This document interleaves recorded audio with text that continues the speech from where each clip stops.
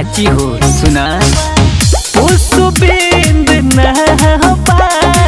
खिलल फुलवा तुहारे बा तुहार दुख दूर कर अब आई है हो पुष्प भैया के जीतही है हो दुखवा दूर अपन करी है हो पुष्प भैया के जीतही है हो दुखवा दूर अपन करी है हो पुष्पिंद नहबा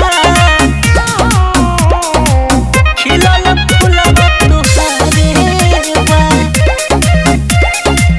खिलल फुलवा तुहारे बा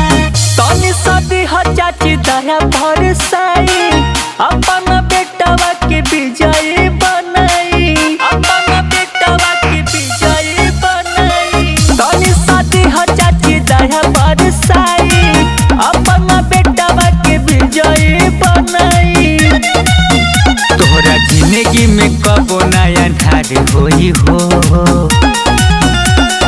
पुष्प भैया के जीतही है हो दुखवा दूर अपन करी है हो पुष्पिंद के जीतही है हो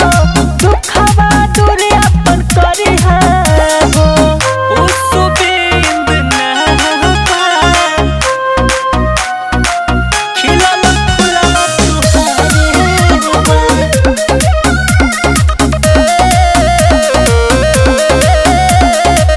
खिलल फुलवा तुहारे बा